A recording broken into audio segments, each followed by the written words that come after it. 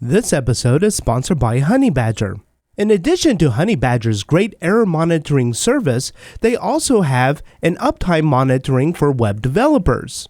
And Honeybadger has recently shipped an update that allows for public status pages that can help communicate outages to your customers. In addition to your uptime monitoring, Honeybadger now monitors your SSL certificates.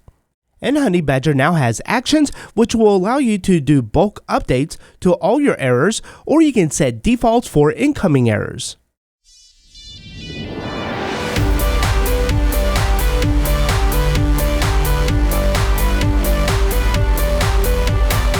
In this episode, we're going to have a look at how we can determine whether or not an email is academic.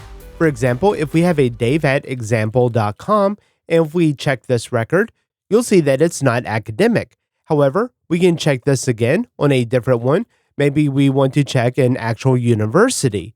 And when we check that, we'll see that it does come back as an academic email. And because ultimately you are responsible for handling the academic emails, whether or not something is academic or not, relying on a third-party service can kind of put you at their mercy on doing updates. So we're also going to look at some kind of override. So if we create a new override, we'll just do the example.com domain. We could deny this or we could allow it. So once we create this record, we can go back and maybe we want to create another one. Maybe we find that there's a lot of bad actors from osu.edu. So we are going to deny that domain. So now when we come back, we can check the dave@example.com and we see that it's academic. Not because it was in the original database, but instead we had created that academic overrides.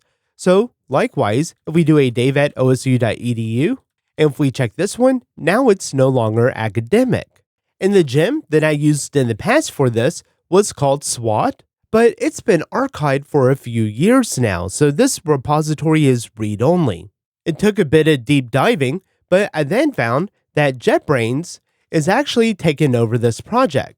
And it is a fork, but the problem with this approach is that it's not a gem. Instead, it's just a list of all the domains.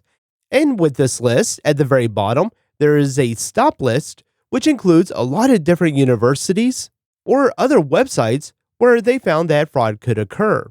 And a lot of times, this is where those domains will give out email addresses to those who are not actually part of their academic organization. And so this project alone doesn't really do us any good. So instead, I've decided to take over the gem, bring it up to date, and I'm actually using the Git submodule of the JetBrains fork, so that way I don't have to manage the list of academic domains. Instead, I'll trust the JetBrains list, and as you'll see, we'll have the ability to have our own overrides.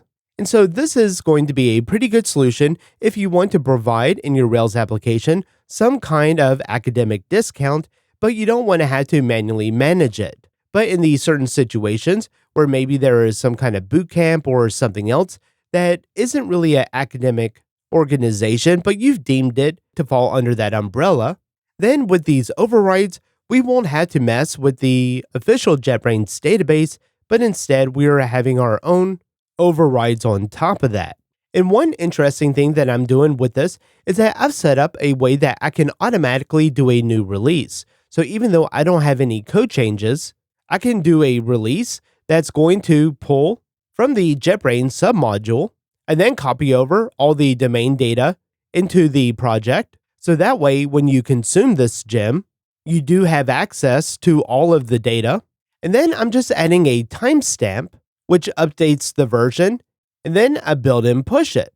And so when we look at Ruby gems, you'll see something like the semantic versioning, but then I've also added this other bit, and this just indicates when the last time that I've pushed up the gem, and this date stamp refers to the JetBrains database.